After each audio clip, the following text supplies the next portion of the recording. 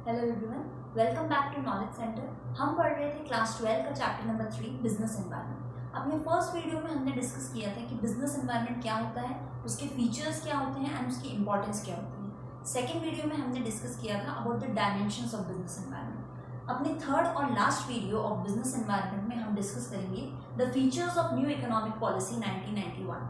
आपने अपनी earlier classes में भी एसएसटी के अंदर पढ़ा होगा कि न्यू इकोनॉमिक पॉलिसी जो कि पास हुई थी 1991 में, उसके बाद ट्रेडिंग और बिजनेस के अंदर कई सारे चेंजेस आए थे। 1991 से पहले क्या होता था, ट्रेडिंग और बिजनेस ट्रांजैक्शंस के ऊपर बहुत सारे रेस्ट्रिक्शंस थे, बहुत सारी रुकावटें थी और कई सारे चेंजेस जो है पॉलिसी में हुए थे आफ्टर 1991। तो बेसिकली हम डिस्कस करेंगे अबाउट न्यू इकोनॉमिक पॉलिसी, जिसके कि तीन मेजर कंपोनेंट्स हैं, लिबरलाइजेशन, प्राइवेटाइजेशन एंड ग्लोबलाइजेशन। सबसे पहले हम डिस्कस करते हैं व्हाट इज लिबरलाइजेशन। लिबरलाइजेशन जो है लिबरल वर्ड से बना है, जिसका मतलब होता है फ्रीडम। कहने का मतलब है कि ट्रेडिंग के ऊपर, बिजनेस के ऊपर से रेस्ट्रिक्शंस हटा दी गई थी, रुकावटें हटा दी गई थी जो कि एक्सपेंशन और ग्रोथ के रास्ते में बैरियर बनती थी। अब किस तरह की रेस्ट्रिक्शंस हटा दी गई थी? देखिए, पहले क्या होता था, कई सारे आइटम्स के ऊपर लाइसेंसेस होते थे, कोटा होते थे, उनको अबॉलिश कर दिया गया, खत्म कर दिया गया। टैक्स रेट्स जो है उनको रिड्यूस कर दिया गया। फॉरेन कैपिटल को जो है एनकरेज किया गया कि ज़्यादा से ज़्यादा जो है फॉरेन कैपिटल हमारी कंट्री के अंदर आए। सारी फॉर्मेलिटीज़ को ईजी कर दिया गया ताकि एक्सपोर्ट इंपोर्ट में कोई परेशानी ना आए। मूवमेंट जो होता है हमारे गुड्स एंड सर्विसेज का, उसको बहुत सिंप्लीफाई कर दिया गया, है ना। और जो फ्रीडम होती है प्राइस फिक्सेशन के ऊपर, कि भाई अब प्राइवेट सेक्टर को भी या बिजनेस एंटरप्रेन्योर को पूरी पूरी छूट है कि वो अपने प्रोडक्ट का प्राइस फिक्सेशन अपने हिसाब से कर सकता है। तो ये सारी चीज़ें जो है, इन सारी चीज़ों में जो है फ्रीडम दिया गया from the side of government after 1991। Second जो हमारा पार्ट है that is privatisation. The name itself is suggesting privatisation, यानी सब कुछ प्राइवेट हैंड्स में होगा। प्राइवेटाइजेशन में बेसिकली देखिए तीन चीजें हैं जो आपको ध्यान से पढ़नी है और ध्यान से सुननी है। पहली चीज है डिसइन्वेस्टमेंट ऑफ पब्लिक सेक्टर। कहने का मतलब है कि पब्लिक सेक्टर यूनिट्स को प्राइवेट सेक्टर यूनिट्स में कन्वर्ट कर दिया जाएगा, बदल दिया जाएगा। दूसरी चीज जो हुई थी after 1991, setting up of BIFR। BIFR था board of industry and financial reconstruction. ये बोर्ड सेटअप किया गया था ताकि पब्लिक सेक्टर्स की वर्किंग को दोबारा से रिवाइज किया जा सके और प्राइवेट सेक्टर्स को जो है बहुत ज्यादा अपॉर्चुनिटीज दी जाए for growth and expansion. Basically BIFR का काम ये था कि जो भी पब्लिक सेक्टर में सिक यूनिट्स हैं, यानी कि ऐसी यूनिट्स जो कि बहुत लंबे समय से लॉस में चल रही है, या तो उनको बंद कर दिया जाए या फिर उनको प्राइवेट सेक्टर के हाथों में दे दिया जाए। थर्ड जो चीज आपको ध्यान रखने की चीज है in privatization, that is transfer of ownership. भाई डिसइन्वेस्टमेंट में हमने पढ़ा कि पब्लिक सेक्टर को प्राइवेट सेक्टर में कन्वर्ट कर दिया जाता है।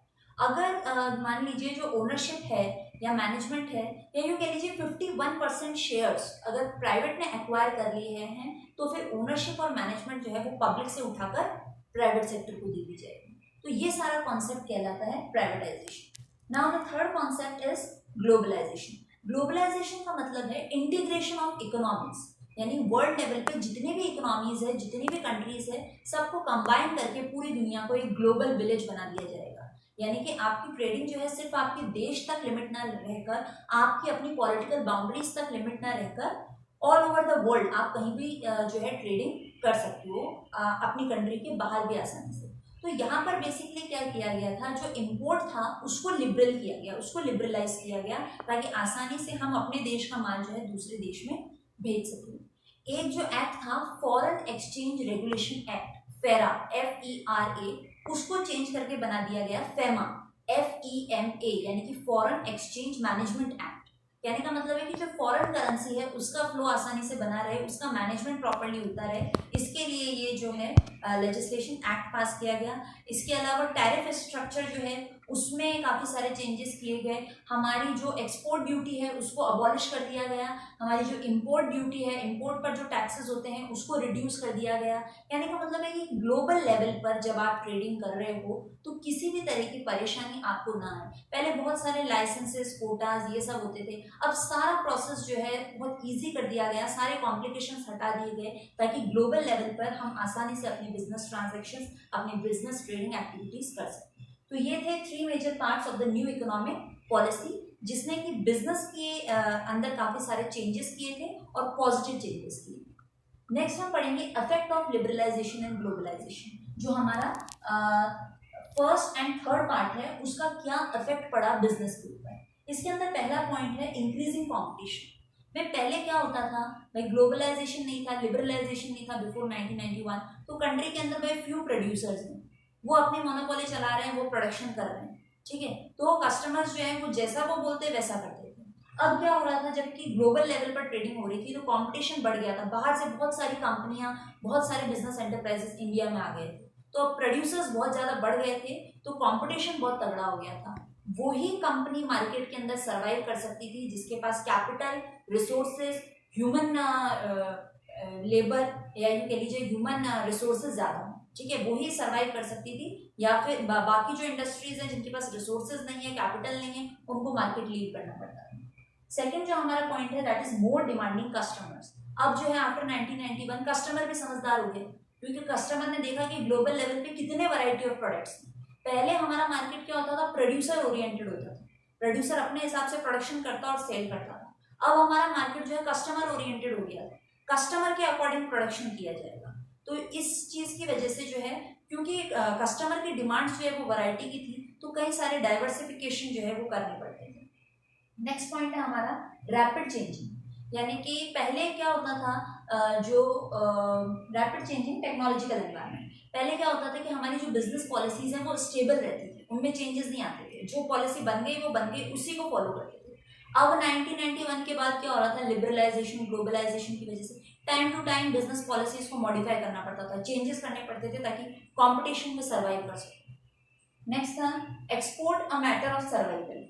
कहने का मतलब है कि पहले क्या होता था, कंट्री के अंदर ही आपको ट्रेडिंग करना है, कॉम्पिटिटर्स भी इतने आपके कुछ खास नहीं है, प्रोड्यूसर अपने हिसाब से सारा काम कर रहा है, कस्टमर के पास और कोई चॉइस नहीं है, प्रोड्यूसर अपनी मोनोपोली अपना रहा है, तो इस तरह की कोई परेशानी नहीं आती थी कि भाई एक्सपोर्ट के बारे में प्रोड्यूसर को सोचना हो। अब क्या हो रहा था आफ्टर 1991, खूब सारा कॉम्पिटिशन, खूब सारे प्रोड्यूसर्स, कस्टमर्स ऊपर से एक्स्ट्रा समझदार हो गए, उनको नई वैरायटी चाहिए, कई तरह की उनकी डिमांड्स, डेली उनको इनोवेशन चाहिए। तो ऐसे समय में प्रोड्यूसर्स को लगा कि भाई जब फॉरेन कंपनीज की वजह से हमारा माल नहीं बिक रहा है, तो एक्सपोर्ट अपने आप को बचाने का एक बहुत अच्छा तरीका है। जब अपना माल अंदर अपने देश में नहीं बिक रहा है तो उसको उठा के बाहर दूसरे देशों में हम भेजें, ताकि किसी ना किसी तरह हमारा बिजनेस जो है वो चलता रहे। नेक्स्ट जो हमारा पॉइंट है that is necessity for change.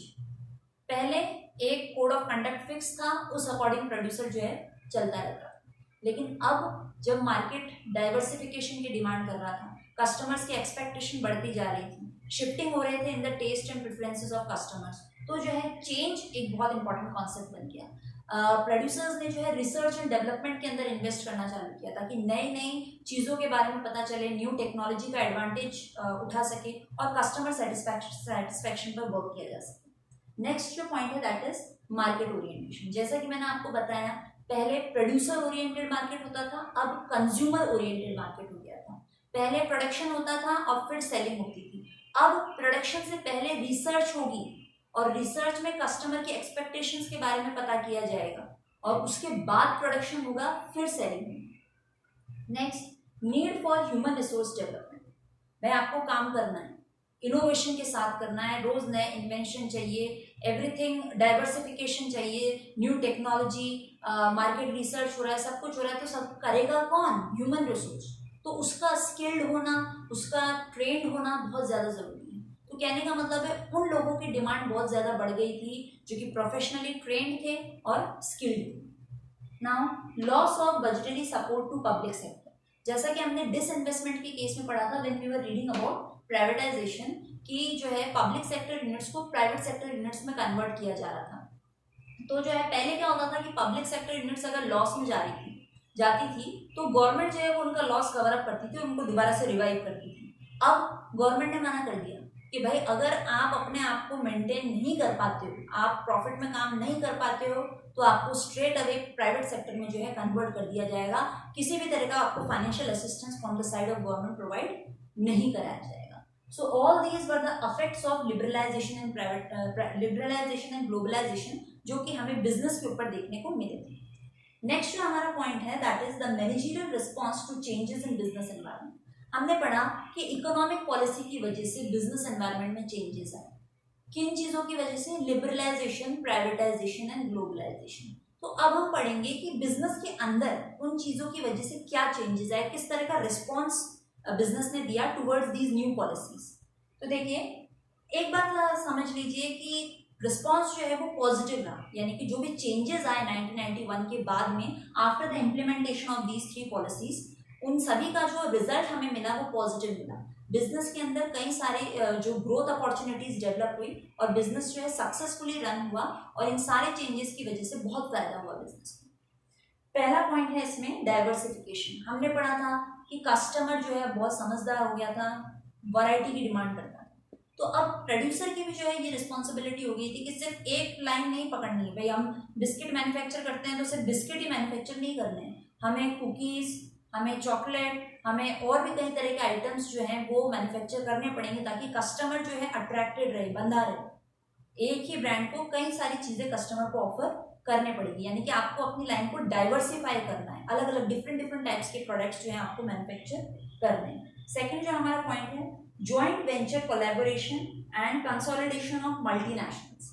हमने कहीं पढ़ा है, कई बार सुना भी है कि कई सारी मल्टीनेशनल कंपनीज जो हैं वो हमारे इंडिया में एंटर हुई थ्रू जॉइंट वेंचर, या किसी ना किसी इंडियन कंपनी से उन्होंने कोलैबोरेशन किया और उसके बाद जो है वो हमारे इंडिया में आ गई। जैसे फोर्ड कंपनी जो है उसने महिंद्रा एंड महिंद्रा के साथ एक जॉइंट वेंचर किया था और वो हमारे कंट्री में आ गई थी। जैगुआर जो है अगेन एक फॉरेन कंपनी, उसने कोलैबोरेशन किया विद द टाटा मोटर्स और वो भी हमारे इंडिया के मार्केट के अंदर जो है एंटर हो गई। तो ये कोलैबोरेशंस जो हैं, ये जॉइंट वेंचर्स जो हैं, इनसे फॉरेन कंपनीज को, एमएनसीज को एक मौका मिला कि वो इंडियन मार्केट के अंदर उतर सके और परफॉर्म कर सके। नेक्स्ट जो है ब्रांड बिल्डिंग। कस्टमर को आपको अट्रैक्ट करना है, ठीक है, और लंबे समय तक लॉन्ग रन में आपको कस्टमर को मेंटेन करके रखना है, बनाए रखना है अपने साथ। तो उसके लिए आपका ब्रांड बिल्डिंग होना बहुत जरूरी है। ब्रांड बिल्डिंग आप अगर आपका अच्छा है तो वो एक आपकी रेपुटेशन, आपकी एक गुडविल, एक इमेज डेवलप करेगा in the mind of customer, और आपका ब्रांड जो है कस्टमर उस पे से आसानी से हट के दूसरे ब्रांड पर शिफ्ट नहीं हो पाएगा। इसलिए ज़्यादातर कंपनीज जो है इस चीज़ के ऊपर बहुत इन्वेस्टमेंट करती है, एडवर्टीजमेंट, प्रमोशन, है ना, और सेलिंग के बाद भी जो है आफ्टर सेल सर्विसेज प्रोवाइड करना, ये सारी चीज़ें जो है वो की जाती हैं। यूज ऑफ लेटेस्ट टेक्नोलॉजी, भाई हमने पढ़ा था कि रिसर्च एंड डेवलपमेंट के अंदर बहुत ज़्यादा इन्वेस्टमेंट किया जा रहा है, नई से नई टेक्नोलॉजी, ज़्यादा से ज़्यादा इनोवेशंस को जो है एनकरेज किया जा रहा है ताकि फर्स्ट मूवर एडवांटेज बन सके। भाई हर कंपनी, मान लीजिए कोई कंपनी है जो लैपटॉप बनाती है या कंप्यूटर बनाती है, तो नेचुरली वो कंपनी बहुत ज़्यादा रिसर्च एंड डेवलपमेंट करेगी, क्योंकि कोई ना कोई ऐसी टेक्नोलॉजी मिल जाए जो कॉम्पिटिटर्स में नहीं है, जो हमें उनसे डिफरेंट बना रही है, उनसे यूनिक बनाती है हमें, ताकि कस्टमर को हम शो कर सके कि यस ये पॉइंट है कि हम आपको अट्रैक्ट कर रहे हैं। तो इस वजह से जो है लेटेस्ट टेक्नोलॉजी का यूज किया जाता है। Next point, improve compensation level. Compensation आप अपने एम्प्लॉयज को दोगे, तो यहाँ बात की जा रही है सैलरी की। अब जो है सब कुछ बदल गया है मार्केट में, स्किल्ड, पढ़े लिखे, ट्रेंड लोगों की डिमांड है, तो उनको ज़्यादा से ज़्यादा आप मोटिवेट कर सको, ज़्यादा से ज़्यादा वो अपने 100% एफर्ट लगाएं आपके बिजनेस के अंदर। इसके लिए आपको उनको अट्रैक्टिव पैकेज देना पड़ेगा in the form of salary. तो आजकल हम देखते हैं कि जितनी भी बड़ी बड़ी एमएनसीज हैं, कंपनीज हैं, इसमें इंजीनियर्स हैं, मैनेजमेंट प्रोफेशनल्स हैं, उनको काफ़ी अच्छा और अट्रैक्टिव पैकेज ऑफर किया जाता है। नेक्स्ट है कस्टमर फोकस।